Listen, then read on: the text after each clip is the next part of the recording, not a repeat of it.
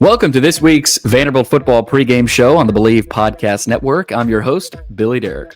This week, we're previewing Vanderbilt's trip to Columbia, South Carolina at Williams-Brice Stadium as the Commodores get set to face number 11 South Carolina under the lights at Willie B. The Commodores right now, according to FanDuel, you can get them at plus 3.5 as underdogs against Carolina. You can get them at plus 128 on the money line. The over-under is 48.5.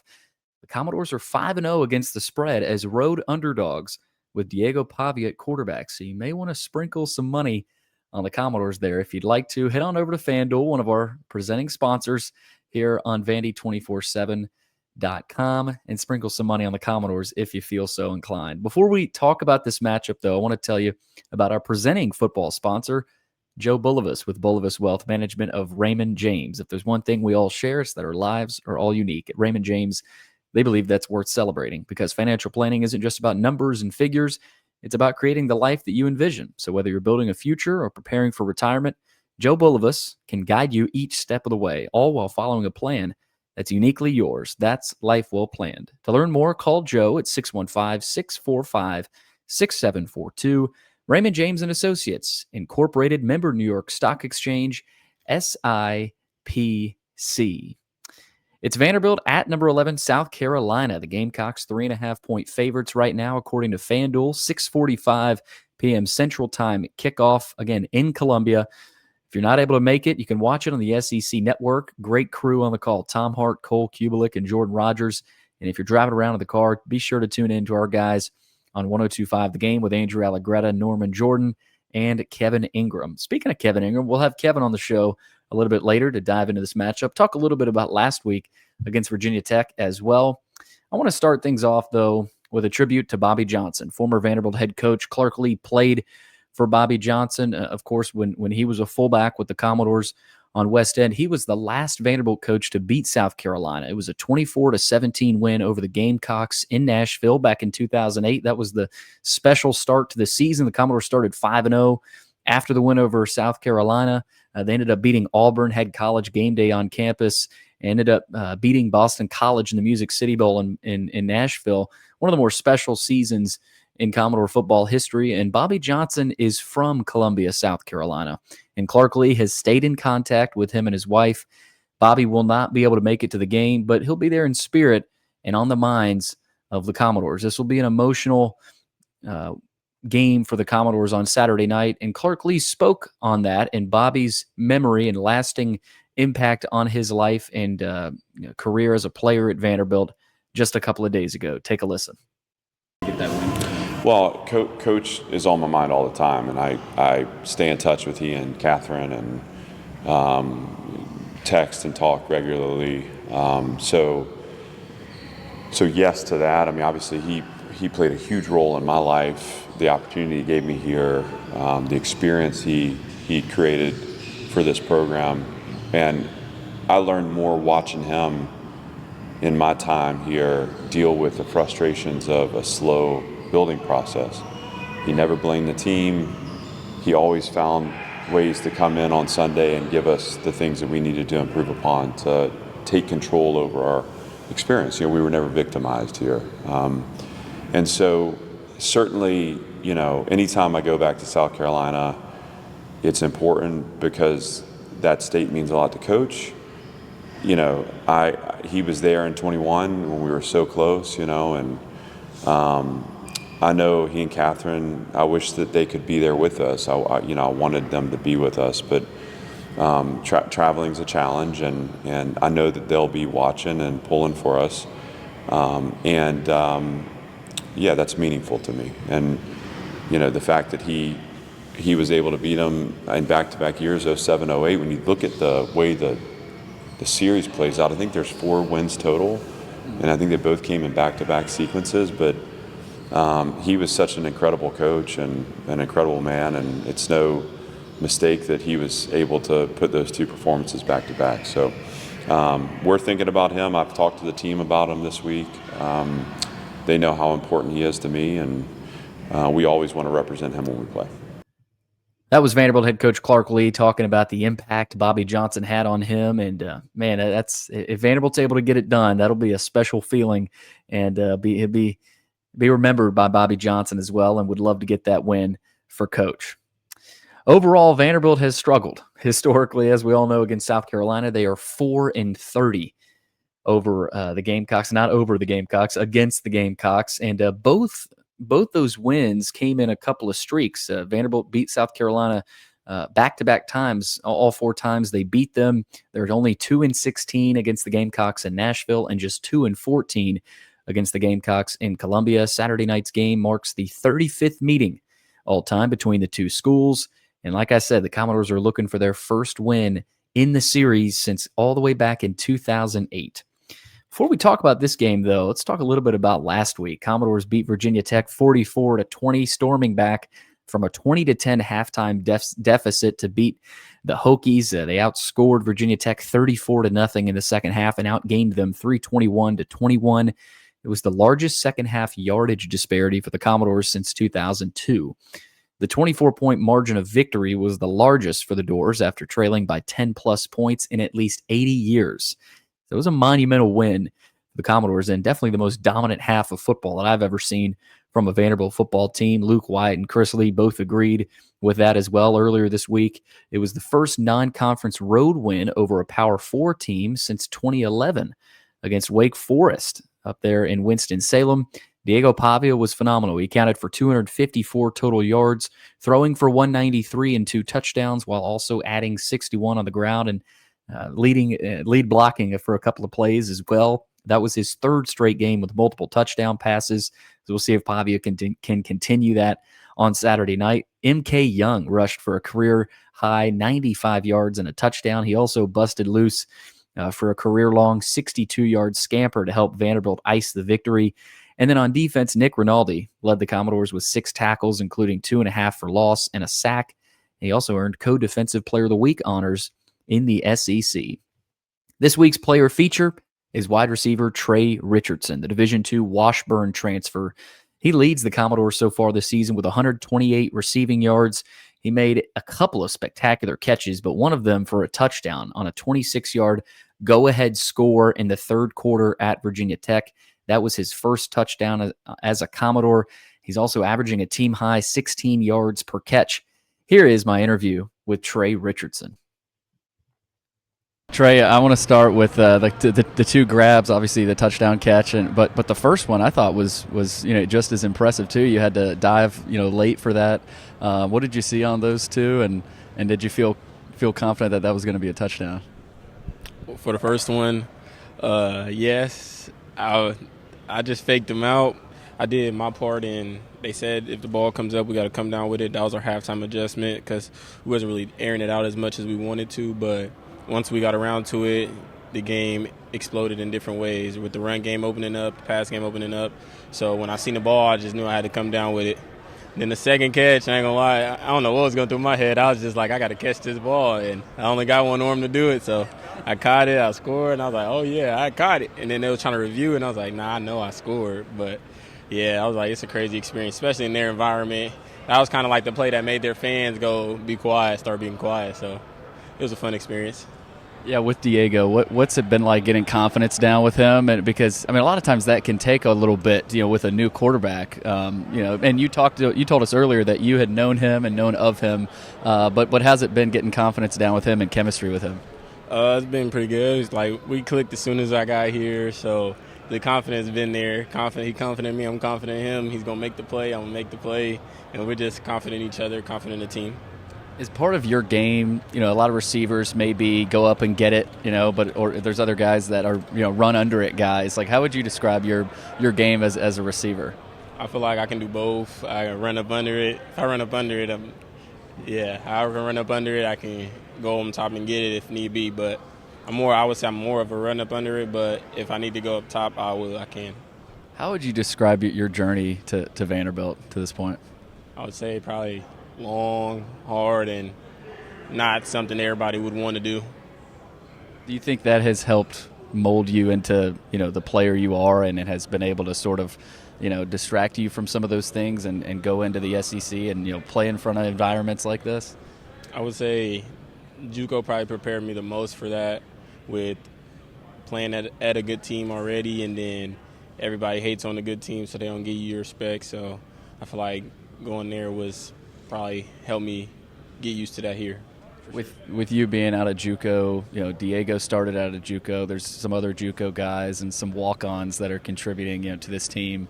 Do you feel like that has sort of helped, build this team into a group of competitors and guys that maybe were underlooked and, have a chip on their shoulder? Yeah, JUCO is that's for the dogs who ain't get the opportunity just maybe because their school wasn't good or grades wasn't good, so they're trying to make it out as bad as they can. And I feel like that's where all the dogs come from. So if you came from JUCO, and they had a D1 right now, I'm pretty sure they're probably doing at least something down there, because they got that mentality of you're not going to let nobody outwork you. So, and you play with a chip on your shoulder, you can lose your scholarship anytime, any moment, and they could go find somebody else. But coming from a JUCO, it just give you that mindset that you ain't got nothing, so now you got to go get something. What stands out on film with this South Carolina defense? Obviously, they're really physical. It's the first SEC team of the season, but what has stood out about them on defense and film? I would say number 6, their D lineman. We got to get him blocked up, and I feel like we can execute off of that. And then with their secondary, they're physical, and they like to get up in your skin, get up in your head. So as long as we play our game, I think we should be good. Last thing here, you get to play in another great environment. I would assume you haven't played in an environment like you're going to see Saturday and maybe even last week.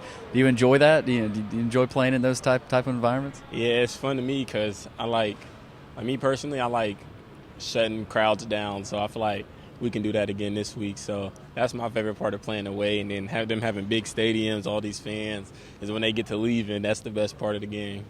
Trey, good luck this weekend, and appreciate the time. Appreciate it. That's Vanderbilt receiver Tre Richardson after a stellar performance, a couple of great catches. He had the 26-yard touchdown grab. Boy, Vanderbilt would love to see more of that on Saturday night. They will have to do it against another solid South Carolina defense. The Gamecocks last season, solid year, 9-4 overall, 5-3 in the SEC. They did lose to Illinois in the Citrus Bowl, but closed the season really strong. It was a shaky start, though, for the Gamecocks. They needed 2 goal line fumbles to beat Old Dominion. They lost a shootout to LSU with College Game Day in town, and lost another close one to Alabama. They were led by a top-ranked defense, a fierce pass rush, and a do-it-all quarterback, Lenore Sellers. They knocked off 3 AP-ranked teams, Texas A&M, we remember the Vanderbilt game, and then Missouri, all in a row for the first time in school history. And they beat a 4th one in rival Clemson, thanks to a last-minute scramble from quarterback Lenore Sellers. That was their first 9-win season since 2017, but it wasn't quite enough for a college football playoff berth. So they roll into this season. They beat Virginia Tech in week 1, a common opponent. That's a rarity just through 2 weeks of a season. But last week, they did beat South Carolina State 38-10 after a really slow start. But Vakari Swain was a hero again for the Gamecocks. He returned 2 punts for touchdowns in Carolina's win over South Carolina State. He also had a punt return touchdown against Virginia Tech in week 1. That's got to be a record for most punt return touchdowns through just 2 weeks of the season. As I mentioned, the kickoff was delayed more than 2 hours because of lightning in the area. Carolina scored more from its special teams and defense than its offense. They only had 17 points on offense as Jaron Willis returned a fumble and a score, and Lenore Sellers couldn't get the offense going for a second straight week. So some offensive struggles so far for the Gamecocks. They looked like it was up past its bedtime. They trailed 3-0 to South Carolina State before Vakari Swain took a punt 64 yards to the house. And then his second touchdown was a 42-yard return after he picked up a partially blocked punt just before it stopped rolling. So that's what happened last week for the Gamecocks. They're limping into this game a little bit here in week 3, but it is an SEC game and a night game at Williams-Brice Stadium. So they will certainly be ready to play. And we'll see what we get offensively for the Gamecocks. Offensive coordinator Dowell Loggins left after last season. He took the head job at Appalachian State, and Shane Beamer promoted Mike Shula from his offensive analyst role. Shula spent decades coaching in the NFL. He helped develop Cam Newton in Carolina, and obviously there's some similarities there between Newton and Lenore Sellers.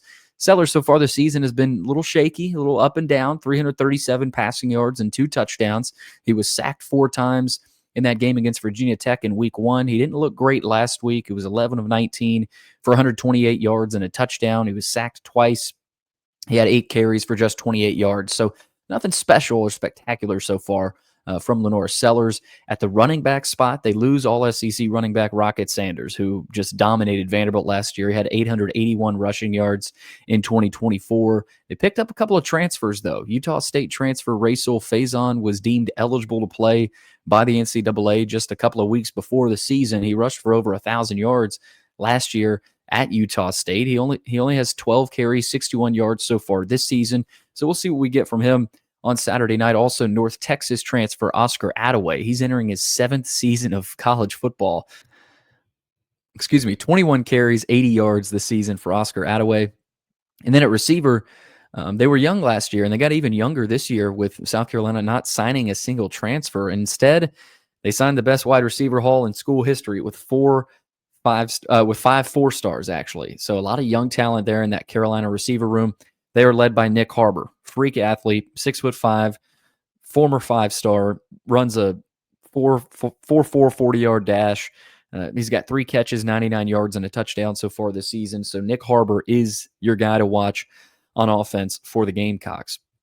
On defense, Clayton White led an elite defense last season, but they lose 4 top 40 NFL draft picks. Edge rusher Dylan Stewart is back after 6.5 sacks last season. Edge rusher Brian Thomas is also a guy to watch.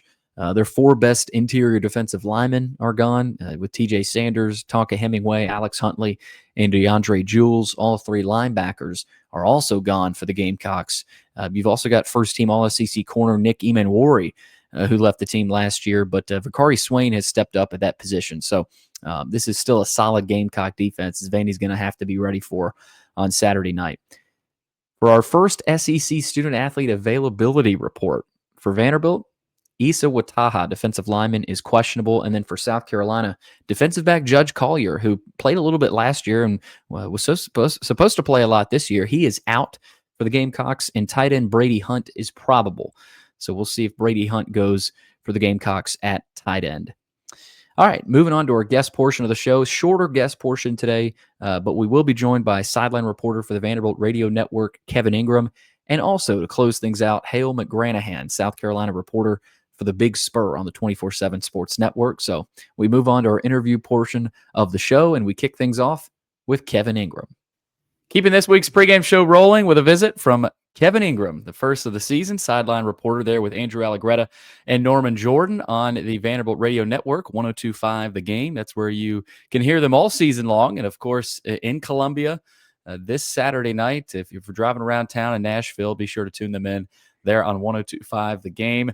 Kevin, how you doing? This should be fun. Yeah, I'm doing good. It should be really fun. Looking forward to heading down to Columbia, make the trip down tomorrow, and play the game on Saturday night. And it's going to be really cranked up down there. We saw a great atmosphere at Virginia Tech last week. I know we'll talk about that. But Saturday night in Williams-Brice Stadium, which is always, I think, a great venue. I think a very underrated college football venue. But for what feels like a really big game for both teams for a lot of reasons, I think it's going to be a lot of fun. Let's start with last Saturday night. Vandy obviously stole the night, being down 20-10 at the half. You're starting to think, okay, this could be a battle. Well, that turned around pretty quickly, and obviously the fans at Lane Stadium started trickling out. Vanderbilt owned the second half, 34-0, 21 yards given up on defense, 321 on offense. To me, Kevin, I know you've been around this football program for a long time. I told a lot of people that's the most dominant half that I've ever seen, and I have a feeling you may agree with that. Yeah, Billy, I think I told a lot of people the same thing. It was remarkable to watch that second half. And really, I felt like Vanderbilt had started to settle the game down a little bit in the second quarter. Started to blitz a little more, get a little more pressure and on Kyron Drones and, get him off a spot or, make quick decisions and those things with the pressure. And I just felt like Vanderbilt was starting to get some things done. Maybe missed a chance to get a turnover there right before the half, but did hold Virginia Tech to 3 and then came out And really, the opening drive of the second half, I thought, set the tone for maybe the rest of the game. Vanderbilt chewed up about 7 minutes of the third quarter. They basically had the ball for half of the third quarter to start the second half. Went down, scored a touchdown. All of a sudden, you're right back within striking distance, and just scored on drive after drive and got stopped on drive after drive. I mean, Virginia Tech had no first downs other than the one on the interference call until late in the game when it was basically out of reach. So, Clark talks a lot about interconnecting the different phases of the game, offense, defense, special teams, playing complementary football. I thought that was about as well as you can do it, what we saw out of Vanderbilt in that second half at Virginia Tech. I'm interested in your perspective on the Tre Richardson catch. I know, a lot of times you're on Vanderbilt's home sideline, and that was on Vanderbilt's home sideline. So if they were driving, I would assume you were pretty close to that. He had a couple of back-to-back catches that were unbelievable.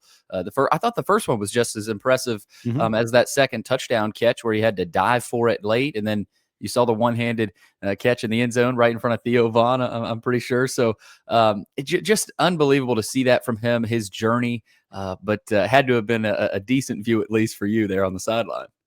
Yeah, I had a great view of it, actually. I was standing at about the 8-yard line, and he caught the ball at somewhere probably around the 2 and landed, obviously, for the touchdown. And I thought in real time, I thought it was good. I thought it was a touchdown. It looked like he had control of it all the way. I know maybe a couple anxious moments when they went to the review, but then I interviewed Tre after the game for our post-game show, and I asked him, I was like, were you nervous when they were doing the review? And he said, no, because I felt like I had done everything to keep control of the football. He said one thing that he had learned was how to cradle the ball on plays like that, where you make a one-handed catch and you go to the ground, how to cradle the ball and make sure you keep control and keep your arm and hand underneath the ball when you go to the ground. And so he said, yeah, I had a lot of confidence that I made the catch. And he's really a nice guy to talk to and fun to visit with. And he was after the game the other night. And as you say, a neat story for a guy that's moved up a level of football, and it just has blazing speed, and it's a huge weapon for this team. So, yeah, looking forward to what's in store for Tre, but he was terrific. And that was a great catch that he made for the go-ahead touchdown. Oh, we'll see if it can continue this weekend. And he's a guy that Vanderbilt obviously will need on Saturday. But Kevin, something that's impressed me, and we've talked about here on the podcast, especially on Wednesdays, is all the weapons. I mean, you've got Eli Stowers. You saw Bryson Coleman with the touchdown. We know what Cedric Alexander can do. MK Young had the 62-yard touchdown there late. I mean, you can really go on and on. Junior Sherrill, he wasn't even fully healthy, but still had a couple of catches there on Saturday. This is a different looking offense, more explosive offense than we saw last year, Kevin. And, it's that allows this team to be a quick strike team when they need to.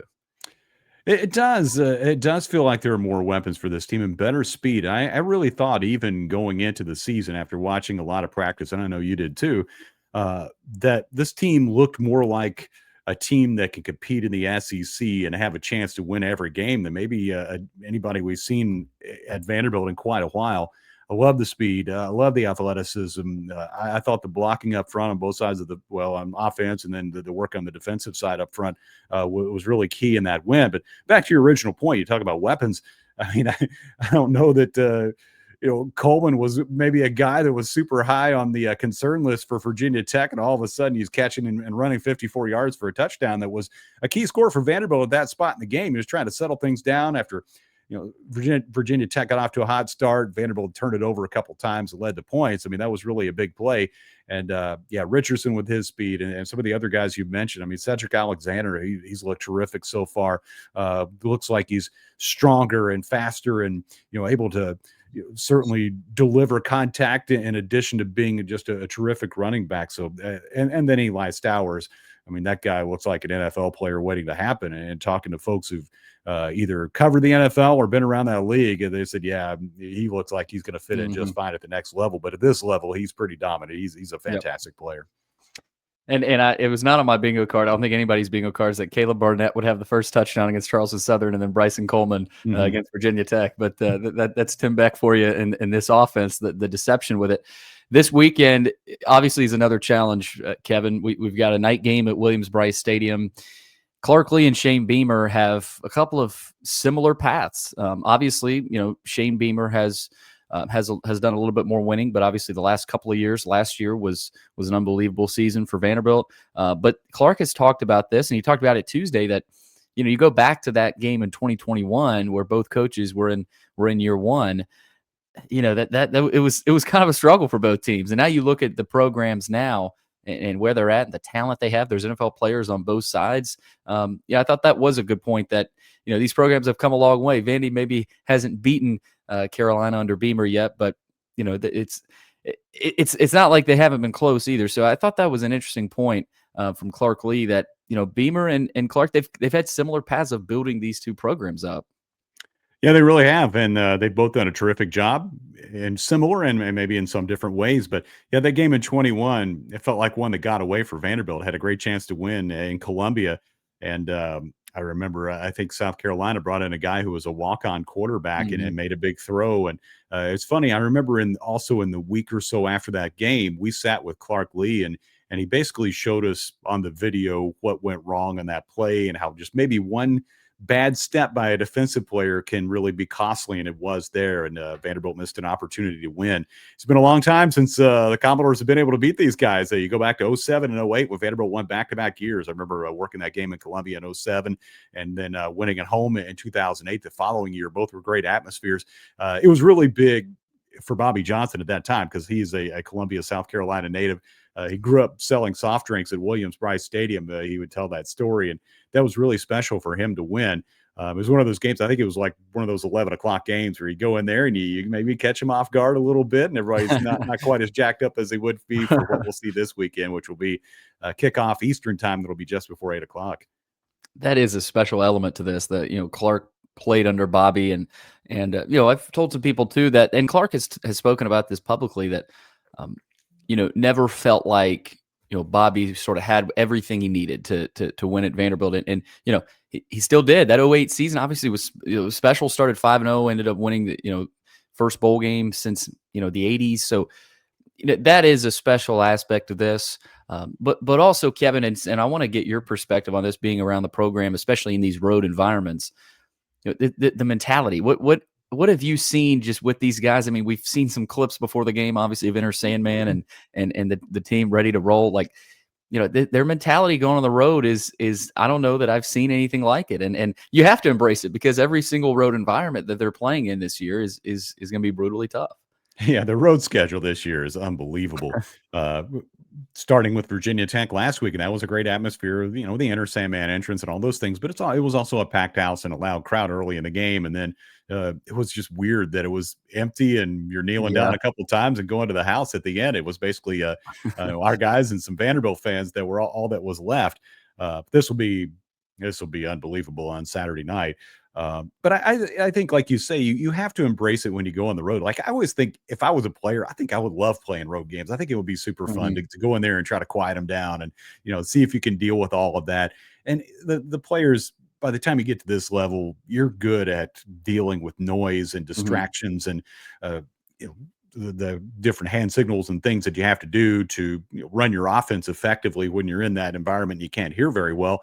And they've done that in practice. Last week, it was a whole full dose of Enter Sandman every practice. And this week, I went inside. They practiced in the stadium yesterday, and I popped my head in there and went watch for a little while. And it was a lot of Sandstorm and 2001. And, it's the things you'll hear when you go to South Carolina. So it's going to be fun. Yeah, I think it's interesting how Clark has they've dove head first into it and these road challenges. I want to ask about this game specifically, Kevin, and the matchups. Last week we talked a lot about Virginia Tech's defensive line. They had 4 sacks on Lenora Sellers in that week 1 matchup, and they were very active and twitchy. But Vanderbilt, like you said, their offensive line stepped up to the challenge. And then on the defensive line side for Vanderbilt, you've got to be able to affect Sellers a similar way that Virginia Tech was able to do. So what are some matchups, Kevin, within this game that you'll be watching that you think will play a huge role in Saturday night?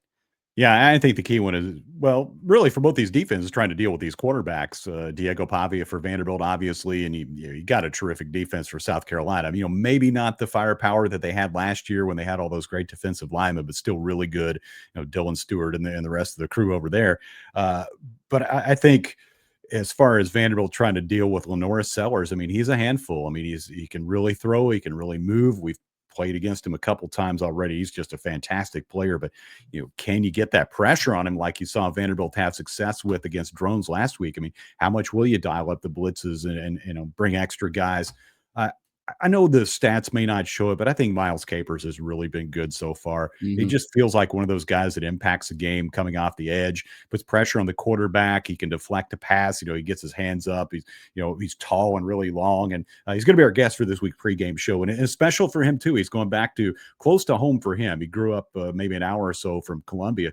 So I know it's going to be a special game for him. And if you got 2 or 3 South Carolina natives on this Vanderbilt team. But, yeah, I think how Vanderbilt plays up front and can they get that pressure on. And, Sellers is going to complete his passes. Can you get him on the ground? Don't miss tackles, be solid. And I think one thing you got to clean up, certainly on the offensive side of the ball, is penalties.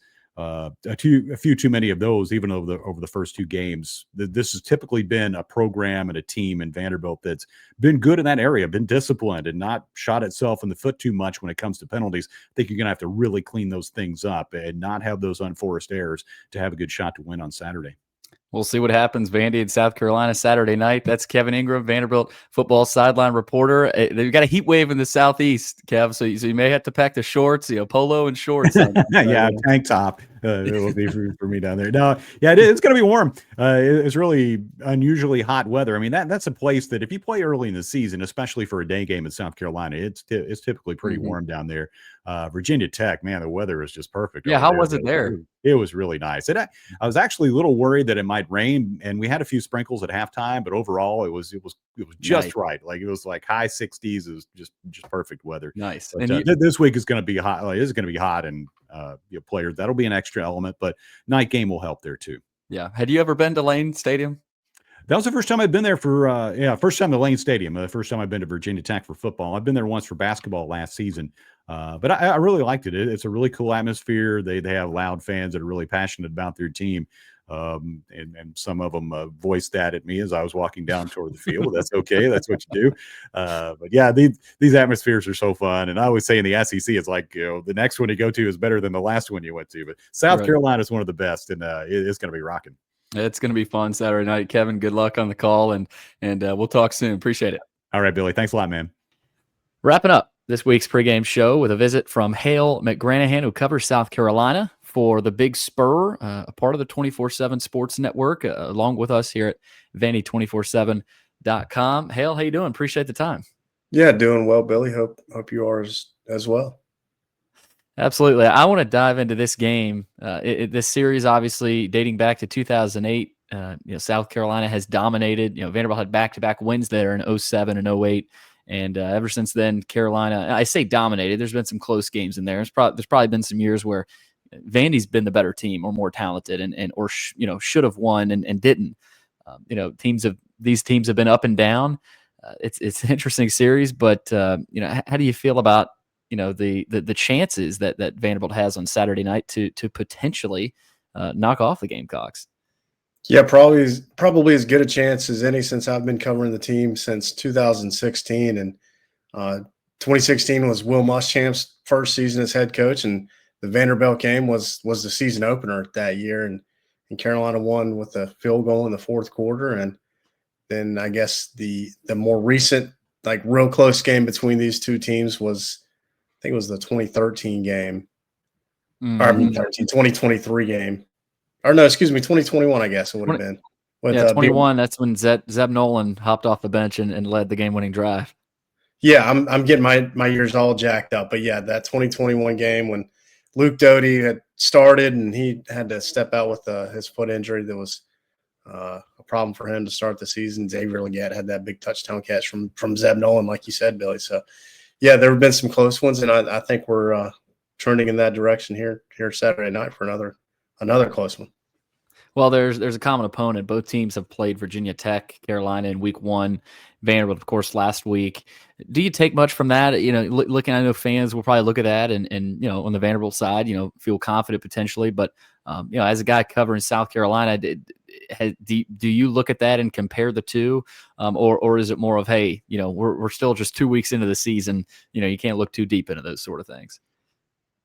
I don't really look too deep into it. I think if you're South Carolina, maybe there's reason to feel somewhat optimistic about being able to say there's some similarities between the two quarterbacks and what the offenses do with Virginia Tech and Vanderbilt. Now, there's probably some crossover that way, but clearly Vanderbilt is the better team, just given how that thing transpired the other night in Blacksburg. And I would guess that many of the South Carolina fans who were keeping one eye on that game as Carolina's game was not looking too hot there for the first half against South Carolina State last Saturday night, probably ratcheted up the anxiousness, I guess, and what this game here with Vanderbilt could bring. Offensively for South Carolina, some changes obviously with the coordinator. Sellers comes back. You've got Nick Harbor there. Racel Faison is eligible to play, which obviously is a boost to Carolina. But how does this defense? We'll talk about the defense here in a second. But how does this offense for Carolina compare to what we saw from them last year? Similar to this point in the season, in that it's taken a little bit of time to get going. They're not quite clicking on all cylinders yet. That's very much an understatement, but with Lenore Sellers and what he brings to the table with his skill set, he hasn't quite gotten back to the level that he was at, really even by the second, third game of last season, in that Kentucky game and the LSU game. For whatever reason, he's just not quite there yet, and the feeling, at least internally, is that it's only a matter of time before things start getting back into the gear and rolling. So maybe that'll happen here this week, or maybe it'll take another week or even longer. Who knows? But when you have some of the same guys back, like you said with Sellers, and they have a few offensive linemen back, and Nick Harbor and the tight end of Michael Smith, who's starting to get rolling a little bit. There's some reason for optimism if you're South Carolina, despite some of the struggles they've had offensively so far.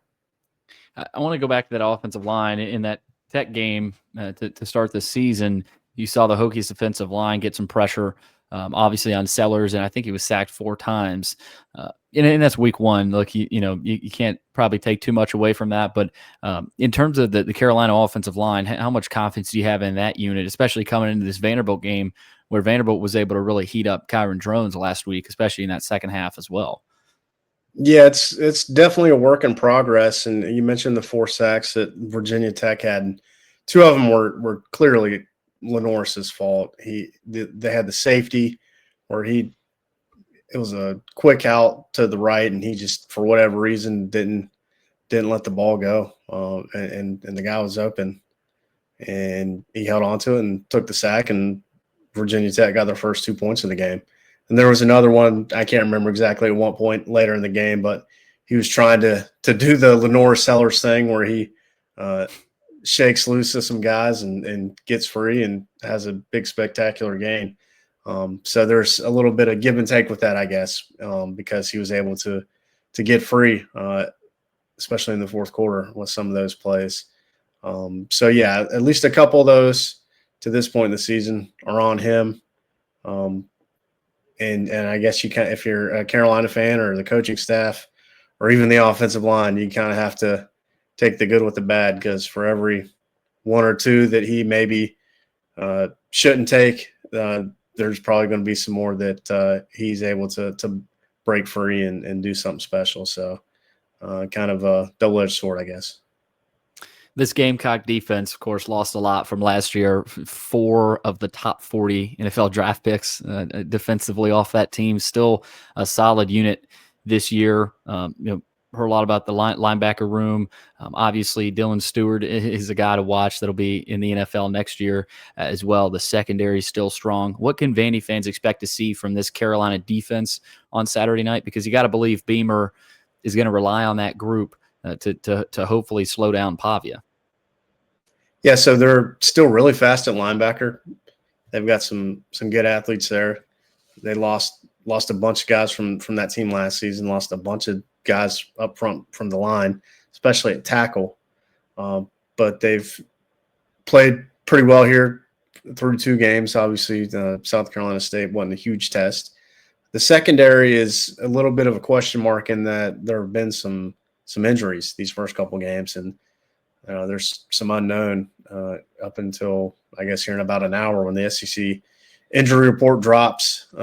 Maybe we'll have a better idea of what things might look like back there. But yeah, this just across the board with this defense, it's very much like last season in that I think they play good, solid team defense. That to me was apparent a lot of different games last season, but especially with that game up there in Nashville and how they were able to kind of contain Pavia and keep that offense relatively quiet. They did a good job again that game and within a lot of others throughout the season of playing just good, sound team defense. If you're into that type of thing as a nonpartisan observer, I'm sure most of your listeners are Vanderbilt fans, so they're probably not going to be real fired up to see that. But maybe later on in the season, if they catch a South Carolina game and want to see a defense that plays as 11 as one, that's what they do. Special teams has been unbelievable. I mean, you could argue won the Virginia Tech game. I know Nick Harbor was hit on the post there late, to win that game. I put the icing on the cake at least. But Clark Lee has mentioned, the Tech Carolina game came down to a punt return touchdown and a post. To Nick Harbor there, and of course South Carolina State. That game was broken open, and Carolina got some momentum off of Kari Swain's punt return touchdown. 3 punt return touchdowns already, which is unbelievable. What has caused some of that, and was that expected? And you got to believe that Vanderbilt can't allow that to be a factor Saturday night, of course. Definitely not expected for a couple reasons, Billy. For one, it's the single season school record at South Carolina, and he set that in 1.5 games. 2, and probably more importantly, well, I shouldn't say more importantly, but what makes it even more remarkable is he was not even the first punt return option. The guy who finished last season as the primary punt returner was Jalen Kilgore, who's starting nickelback and has been since his freshman year, number 24. And he's been dealing with a little bit of a hamstring issue since August camp. So Jalen was not 100% in the Virginia Tech game. He played, but Vakari was the first punt returner on the field. First couple punt returns, one Swain muffed the punt. Another one was just not a very clean return. So they actually pulled him out of the game and let Kilgore take at least 1 or 2. I think he just fair caught him. Then they put Swain back in, and that's when he took the first one he had to the house, which was, like you said, changed the game. Then the South Carolina State game, and he was at that point he's the punt returner. There's no debate about that. So yeah, he got 2 in the second quarter on back-to-back returns against South Carolina State, and to that point, South Carolina hadn't scored any points yet. They'd barely made any first downs by the time he took those 2 punts to the house and let everybody breathe a little bit, including Lenore Sellers in the offense, and kind of get their acts together and go score some more. So he's a dynamic player for sure. Was a big-time recruit coming out of high school. There were a lot of people a lot of fans who wanted him to play receiver for Carolina when he was coming in because he was big-time receiver in high school. But he's a good DB for sure. Plays a lot on that side of the ball as well.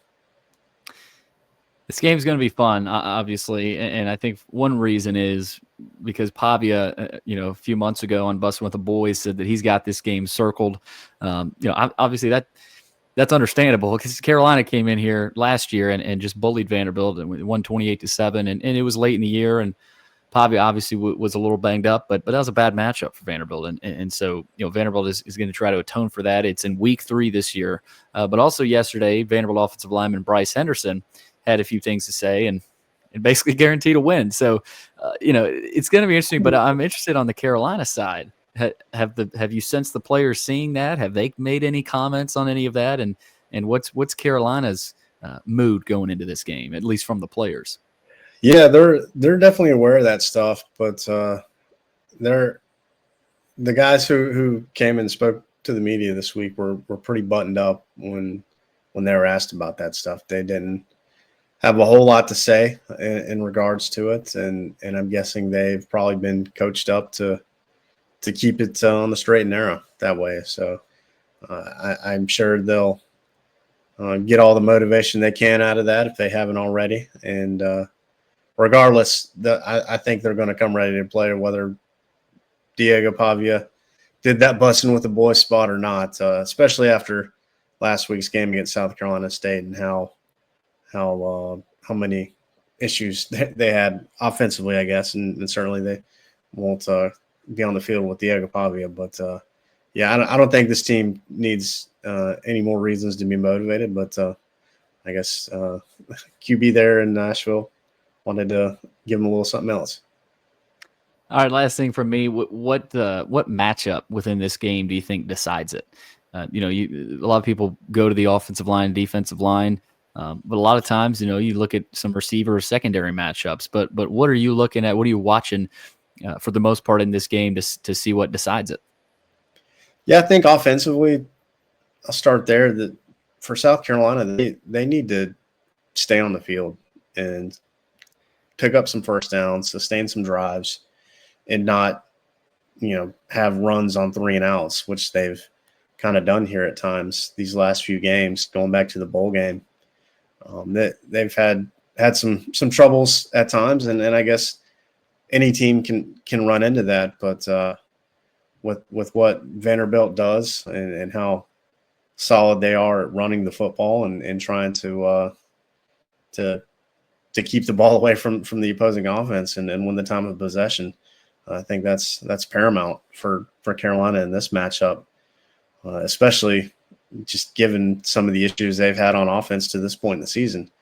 Then defensively, obviously, anybody's probably going to say this is just keeping Pavia in front of them and not letting him. If you're going to bring some pressure on him, try to do it in a controlled manner and not get too aggressive and over pursue and let them kind of beat you because you're coming in too hot. I'm sure that they're going to try to be on their P's and Q's that way and try to play as contained as they can, because I'm sure he's got plenty of ability to get by with some guile and deception and make you pay if you're a little too aggressive. Should be fun. Vanderbilt, South Carolina, 6:45 p.m. Central Time on the SEC Network inside what should be a raucous Williams-Brice Stadium. That's Hale McGranahan, covers South Carolina for the Big Spur on 24/7 Sports. Hale, thanks for taking the time and enjoy your coverage on Saturday. Thank you, sir. Appreciate you having me. That'll do it. Big thanks to Kevin Ingram and Hale McGranahan. Was hoping to get another guest on, but we still got it rolling here with this week's pregame show, and we'll be looking forward to Saturday night, Vanderbilt and South Carolina, 6:45 p.m. Central Time kickoff on the SEC Network. Commodores a chance to go 3-0. They'll probably be ranked if they get this win. We'll see what happens at Williams-Brice Stadium. Thanks again for tuning in to another episode of the Vanderbilt football pregame show. This podcast has always been free. We plan for it to stay that way. So here's how you can help us. Give us a review and a 5-star rating. That helps us get noticed. If you're listening and haven't subscribed to the website yet, please do. Also, subscribe to our YouTube channel, like this video, give us a comment, and also when we go live, fire away your comments and questions. Thanks for listening. We'll see what happens Saturday night, Vanderbilt in South Carolina. We'll catch you again soon with more episodes of the Vandy 24/7 podcast.